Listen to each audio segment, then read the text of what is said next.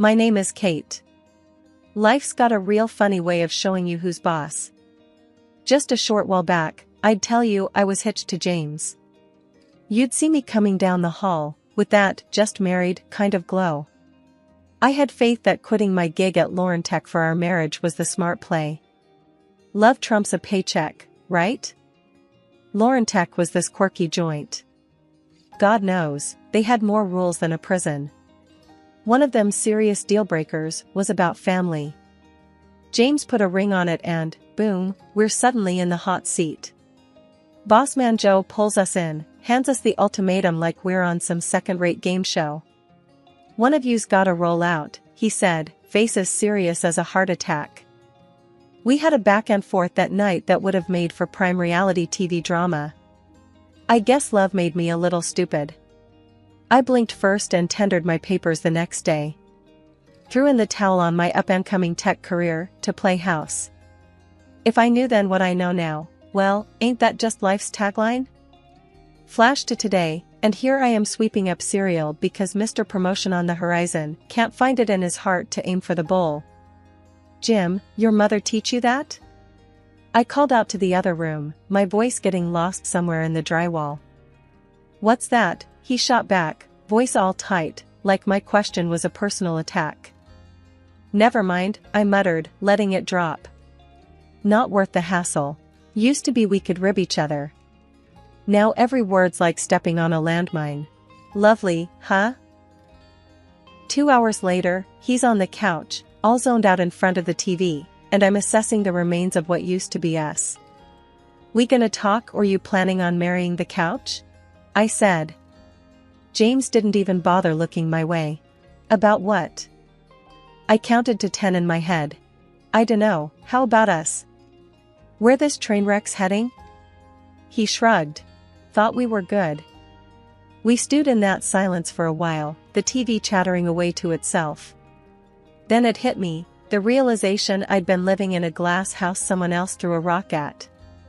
Everything we built, up in smoke, and neither of us knew how to stop the burn.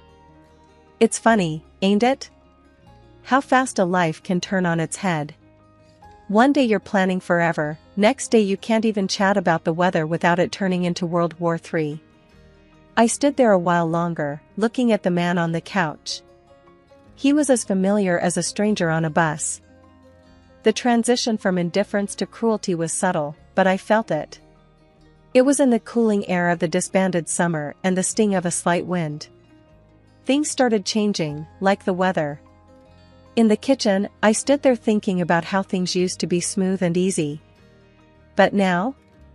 It felt like walking on ice, unsure if you'll stand or fall. I knew the kind of steak James liked, rare and yet not too bloody, salted and peppered with precision. I had it down to an art, but that day, the oven betrayed me, or maybe it was the other way around. James walked in from the living room, the sound of his heavy footsteps warning me of the mood he was in before he even entered. A second later, there he was, filling the doorway, his eyes taking in the spread as if he was about to pounce on it and tear it apart with his hands rather than sit down to eat like a civilized person. What's this? He pointed at the plate. Your job too tough for you now? His voice was like gravel, rough and scraping. I knew to tread carefully. It's just a bit cooler than usual, James. The steak, I mean. It's not. Not what? He cut me off, glaring. I bit my lip, not saying what was on my mind, because voicing it out loud would only make it worse. Look, Kate, he said, his voice lowering, like that of a predator hiding in the shadows. When I say I want my steak hot, I mean I want to feel the animal's soul leaving the body when I cut into it. This, he tapped the steak with the back of the fork, and it sounded like a judge's gavel. This is dead twice over. He didn't yell, but his voice had a sharpness to it that made my skin crawl. It was almost clinical, detached yet loaded with a venom that was reserved just for me. No loud scene, no drama for the outside world, just the cold, hard words that cut through me. I stayed silent, knowing anything I said would just fan the flames. He pushed the plate away, and his downcast eyes met mine, full of something icy, Son of a… You know what, forget it. He turned his back on me and the food. I'm not eating this crap. He grabbed his keys from the bowl by the door, his movements jerky. Fix your mistakes, Kate. Or next time it'll be more than just dinner in the trash. The door slammed, a period mark to the tail end of the happiness we used to have. I was left there, staring at the closed door, the click of the latch loud in the quiet of the apartment. As his footsteps faded, I let out the breath I was holding. The steak. It just laid there, looking as forlorn as I felt. The trash can was the next thing I'd have to face, a cold reminder of my mistake. Throwing it away felt like I was tossing a part of myself with it, my effort, my care, my desire to make things work. But none of it seemed to matter. Perfect, they called us. His parents, our friends, they all admired the facade we put up. But behind closed doors, the story was different. Demands grew as my self-esteem plunged. James' favorite pastime became scrutinizing every corner of the house, every dish I prepared.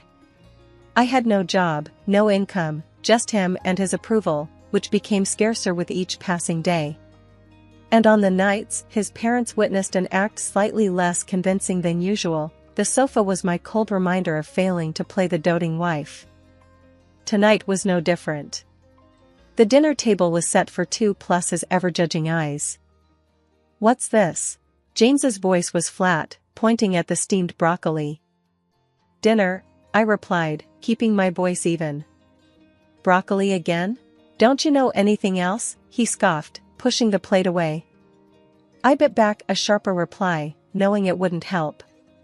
I'll make something else if you're not happy with it. That'd be a first, he muttered. The retort stung, fueling a silent anger inside me. I turned back to the kitchen, feeling his gaze on my every move. Where are you going? He barked. I said I'd make you something else, didn't I? My voice carried a hint of defiance I didn't know I had left. James stood up, his chair scraping loudly against the floor. Sit down. Let's not pretend like you've got other things to do. Your world revolves around me, remember? His words were a leash, pulling me back. Yeah, I remember. I heard him sit back down. No, sorry, no, thank you. Just a heavy silence that settled over us like dust. As the night dragged on, so did his critique. This house is a mess, he announced, seemingly out of nowhere. I followed his gaze. The books on the coffee table weren't perfectly aligned, a pillow was slightly askew, life happened in our house. But not the life he wanted. Clean it up. I wanted to scream. To tell him a house lived in would never meet his pristine standards. Instead, I fixed the pillow, straightened the books, and swallowed the lump in my throat. The place could use some work, I muttered under my breath. What was that? His voice had a sharp edge. Nothing, I said quickly, louder now. Just talking to myself. He eyed me with suspicion, but said nothing more. In bed, I lay awake, staring at the darkness. The chasm between us was filled with unspoken thoughts and stifled dreams.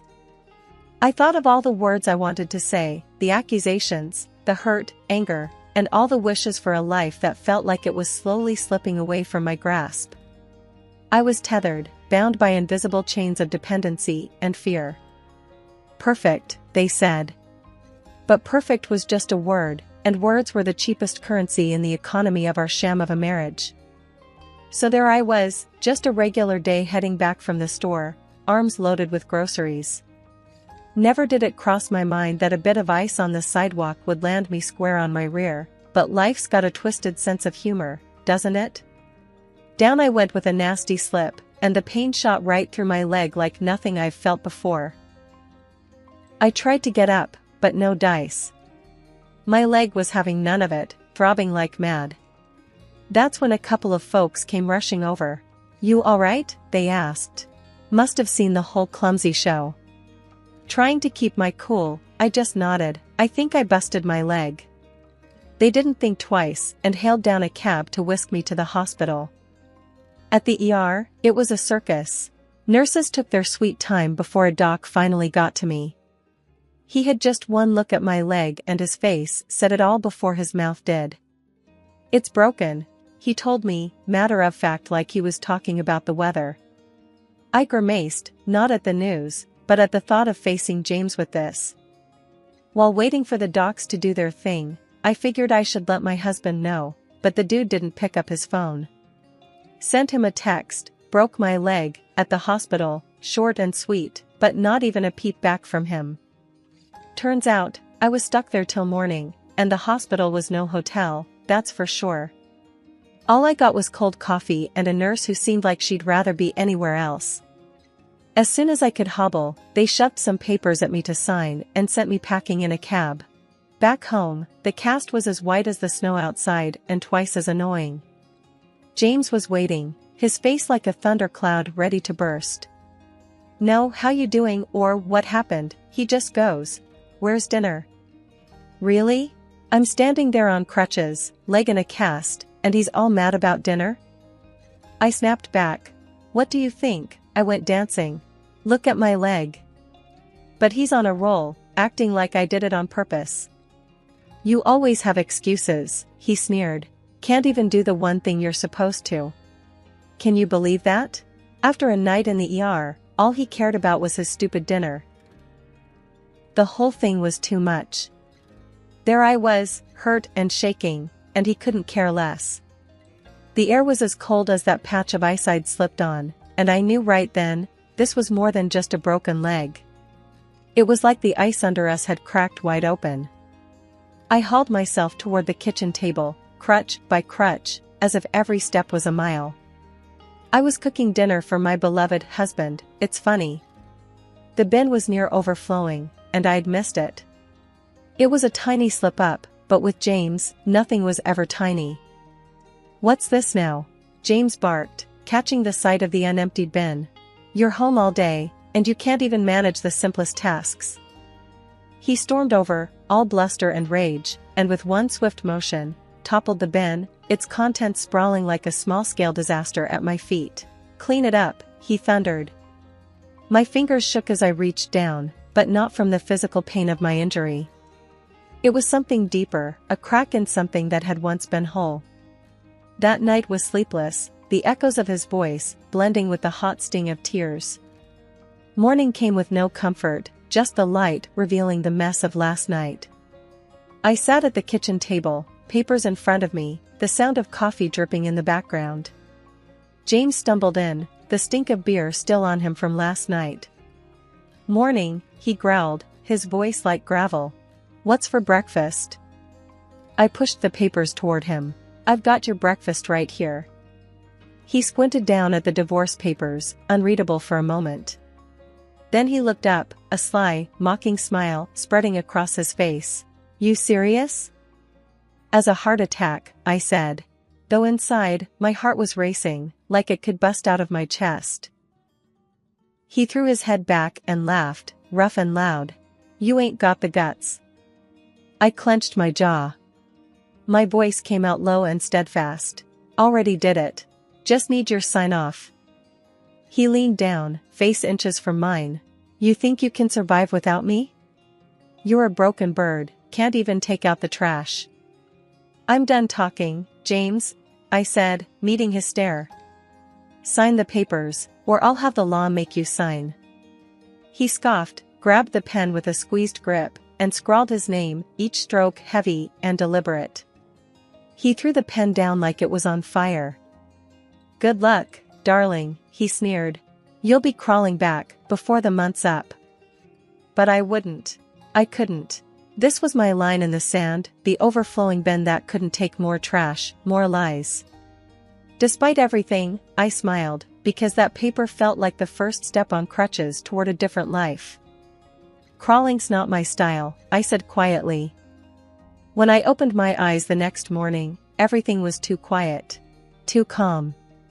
It was weird waking up to silence when inside, I felt like everything was about to blow. That's when he told me. Over a cup of coffee, he said we had to get the property split locked down. And, oh boy, he already had a lawyer in mind. Some hotshot in the city, near Lauren Tech. You coming with me, he said, not asking. We'll get this done today. I really didn't have much of a say with my leg all broken and useless, so I just nodded. He helped me into the car, propped up my cast, and off we went. Everything was fine, normal even, until it wasn't. We were zipping down the highway, the city in the distance, like a bunch of toy buildings. Then he pulled over, sudden-like. Said the wheel needed air. I'll check it out, he mumbled. The next thing I know, he told me to get out of the car. Just want to make sure we are safe. His tone was off, and not in a good way. But I got out, leaning on the car for support and feeling every bit as fragile as my plastered leg. He fiddled around by the tires for a minute, and then, without any kind of warning, hopped back in and hit the gas. I mean, he took off so fast I barely had time to shout. So there I was, out in the middle of nowhere with nothing but the sound of his car disappearing down the highway. I couldn't believe it. Was this really happening? I didn't have to think twice. My phone was in my hand, and I was hitting record. When he picked up, he was all smug. I've never hated the sound of a voice more. Come back, I yelled. This isn't funny. But he just laughed. Actually laughed. Said something about me getting what I deserved for wanting a divorce. Can you believe that? The line went dead, and the weight of what just happened slammed into me like a brick wall. I stood there on the side of the road, watching the taillights of his car disappear into a blurred speck in the distance. I was alone, miles from anything that resembled civilization. The chill in my bones went deeper than the winter's touch. It was the harsh truth gnawing at me. I was truly on my own. Cars whizzed by, each one felt like a sting. None of them stopped. Why would they? It's not their drama, not their craziness to deal with. I was just some woman on crutches on the side of the road to them. The chill was setting in, biting through my jacket as the minutes dragged on. There wasn't a soul in sight until a gorgeous Jeep truck rattled to a halt beside me. Behind the wheel was the one I least expected to see here. My former boss, Joe. As the car's heater blasted warm air, I could feel my cheeks and hands start to regain some feeling. Joe glanced over at me, his brow heavy with concern. You look like crap, Kate, you know that? He said, gruff, but kindly. Why the hell didn't you call someone? I shrugged, feeling the weight of the situation press down on me. Thought I could handle it, I muttered, my voice barely above a whisper. He left you on the side of the road with a broken leg? His voice rose, incredulous and angry. That James is a damn coward. I nodded, hugging myself tighter as I remembered the icy wind and the pain. Yeah, I guess he is. We reached Lauren Tech, and Joe practically carried me up to the 5th floor. The familiar sounds of the workplace surrounded me, a jarring yet comforting reminder of a life I once knew. Inside his office, Joe handed me a mug of coffee, which I clutched gratefully between my hands. The aroma was a heady promise of warmth. Thanks, Joe, I said after taking a tentative sip. The coffee was strong, just the way I liked it, a sharp contrast to the bitter cold I had endured. He grunted, pacing back and forth like a caged animal. Can't believe that bastard. After everything. Let's not talk about him, I interjected, keen to avoid going down that road. We sat in silence for a moment, the only sound the ticking of the clock on the wall. It was a comfortable silence, born from years of working together and understanding the ebb and flow of each other's moods. Joe finally stopped pacing and turned to face me. What are you going to do now, Kate? His tone was serious, the playful edge gone. I don't know, I admitted, feeling lost. I really don't know. His gaze softened, and he took the seat across from me. Look, I'm not gonna beat around the bush. We could use you back here. The team hasn't been the same since you left. A spark of something, hope, maybe, or just surprise, fluttered in my chest. You serious? As a heart attack, he said dryly. You were one of the best. Hell, you are the best. I should have fought harder to keep you. I smiled weakly, both warmed and overwhelmed by his offer. Wouldn't be easy with my leg like this. We'll manage. I'll wait until you're back on your feet, literally. He leaned forward, a determined glint in his eyes. I'm not taking no for an answer. The toughness of his words, the undeniable command in his voice, it felt reassuring. Against the backdrop of uncertainty and pain, his offer was a beacon. I'll think about it, I said, knowing full well I'd already made up my mind. I'll think about it, I repeated, allowing a smile to play on my lips. Joe grunted in response, a sound that conveyed understanding and a touch of impatience. Having a purpose, a place to be, and the support of someone who believed in me was more than I could have hoped for given the day's events. It was an unexpected turn, but maybe, just maybe, it was the kind I needed. The air was thick with tension when James headed for the boss's door. The clump of his boots was more hesitant today, like he sensed the storm brewing. He pushed the door, and it creaked open, announcing his arrival to what was once his throne room. There I was, leaning against the desk, arms folded, waiting. James, come in, shut the door behind you, the boss said, his voice an even, ironed-out calm. James saw me and turned pale, but quickly pulled himself together.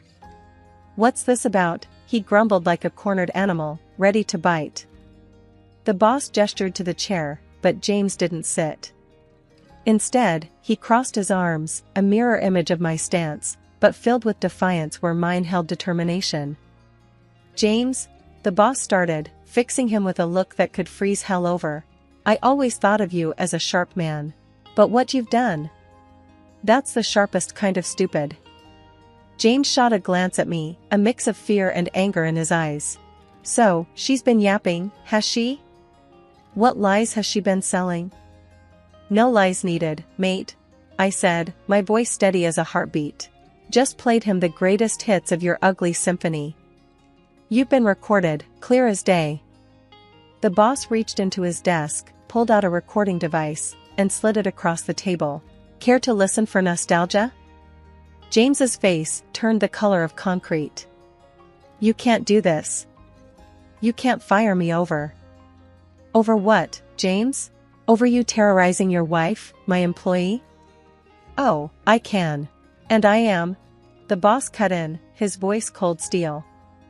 James's eyes darted between the two of us, looking for some crack in the armor, some slip of weakness.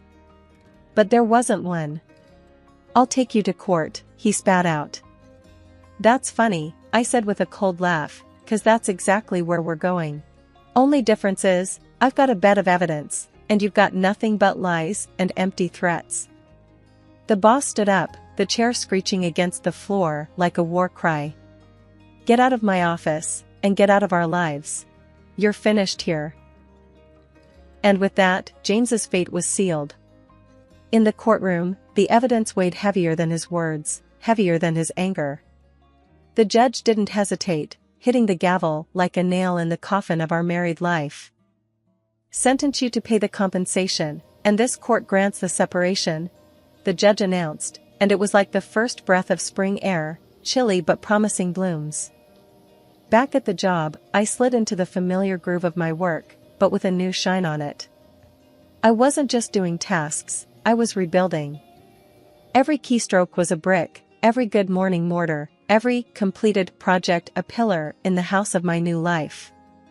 Kate, my colleague Mark said, breaking my concentration. Must feel weird, huh? Getting everything back? I swiveled in my chair, facing him. Weird doesn't start to cover it, Mark. Feels like I've come back from the dead. Mark chuckled, his laughter rumbling like an old pickup truck. Zombie Kate, back for revenge.